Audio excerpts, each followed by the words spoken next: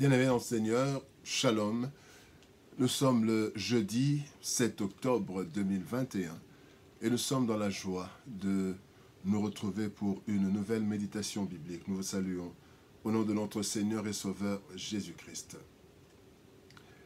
Nous allons lire un texte, bien-aimé, dans la lettre de Paul aux Colossiens, au chapitre 3, verset 16. Colossiens 3, 16, nous lisons dans la version Louis II. Que la parole de Christ habite parmi vous abondamment. Instruisez-vous et exhortez-vous les uns les autres en toute sagesse par des psaumes, par des hymnes, par des cantiques spirituels, chantant dans vos cœurs sous l'inspiration de la grâce. La parole de Christ parmi nous. La parole du Christ parmi nous, tel est le thème de notre méditation de ce jeudi, 7 octobre 2021. Bien-aimés dans le Seigneur, la vie chrétienne est complexe. Elle est exigeante. Christ dit à ses disciples, « Soyez donc parfaits, comme votre Père céleste est parfait. » Matthieu chapitre 5, verset 48. Dieu veut de nous la perfection. Cependant, cette parole se vit dans un contexte hostile. Deux grandes puissances sont accordées à tout chrétien pour le rendre capable de vivre cette vie. Il s'agit de la parole de Dieu et de la puissance du Saint-Esprit. Dans Acte 1, 8, là il est parlé du Saint-Esprit. Donc la parole de Dieu et le Saint-Esprit, bien aimé, la puissance du Saint-Esprit, nous sont accordés pour pouvoir vivre cette vie complexe, exigeante, dans un contexte hostile. Aujourd'hui, le Seigneur nous parle de la première force du chrétien, la parole de Dieu, la parole de Christ. Christ a pris du temps pour enseigner ses disciples. Il leur donne cette charge aussi dans Matthieu chapitre 28, verset 20, il dit « Enseignez-leur à observer tout ce que je vous ai prescrit, et voici, je suis avec vous tous les jours jusqu'à la fin du monde. » Le texte du jour, bien-aimé, nous exhorte à faire en sorte que cette parole habite parmi nous abondamment. Voyons alors comment cela doit se faire. Eh bien,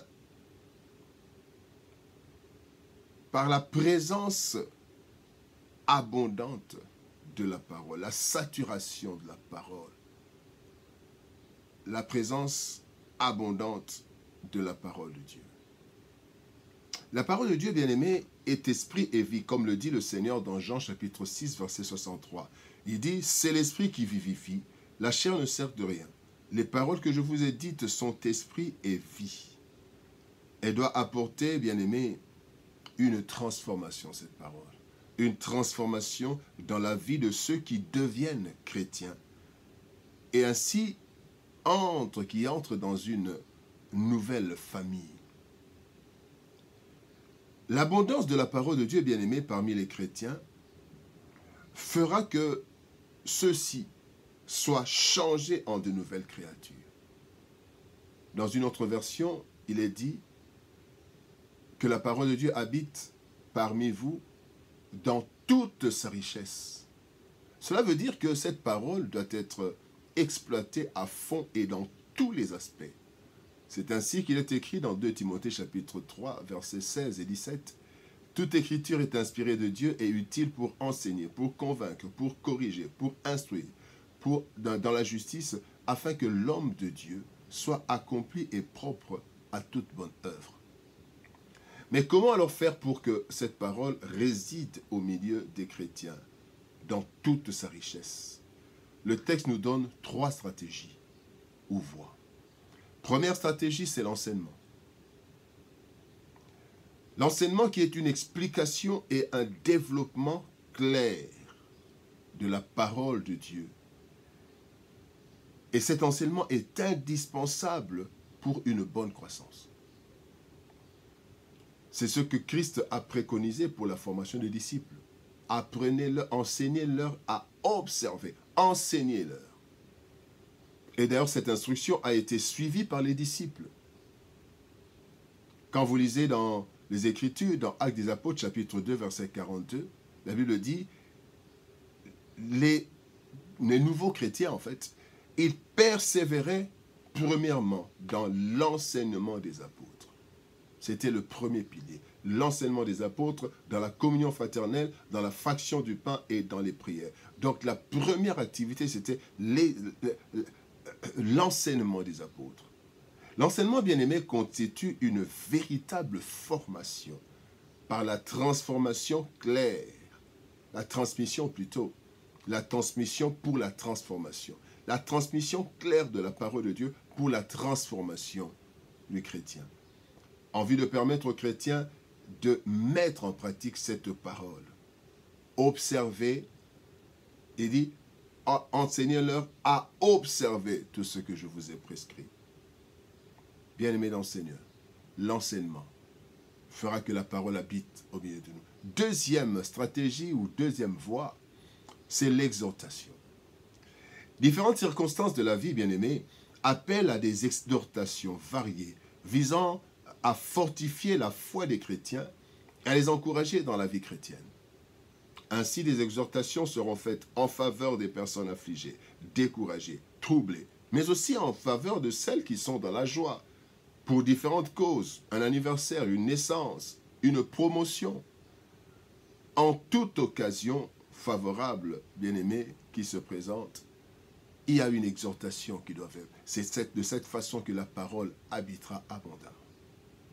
Il est écrit dans Hébreux chapitre 3, verset 13, « Exhortez-vous les uns les autres chaque jour aussi longtemps qu'on peut dire aujourd'hui, afin qu'aucun de vous ne s'endurcisse par la séduction du péché. » Exhortation, à toute occasion.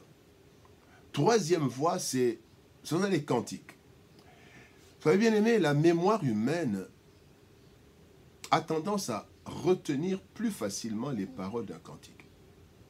C'est ainsi qu'une troisième stratégie pour faire habiter abondamment la parole en nous, c'est le chant ou les cantiques. Depuis l'enfance, bien-aimé, le système éducatif a utilisé le chant comme moyen de transmission de la connaissance. La plupart de ces chants sont restés dans nos mémoires jusqu'à ce jour. Des chants remontant, bien aimé, au siècle passé, constituent encore le répertoire de beaucoup de nos cultes. Les siècles passés. La plupart des chants de victoire et autres cantiques chrétiens sont des cantiques de très longtemps. Et vous allez voir, bien aimé, les chants inspirés par le Seigneur, sous la grâce, constituent un moyen puissant de faire habiter la parole au milieu des fidèles. Plusieurs ne savent pas mémoriser un long texte biblique. Mais on mémorisait, bien aimé, la plupart des chants de victoire et autres cantiques. Ils ont mémorisé des chants de victoire, des dizaines de chants de victoire, parce que c'est sous forme de chants. On apprend avec un papier et puis après on laisse. Bien aimé, que la parole de Dieu habite abondamment en nous, parmi nous.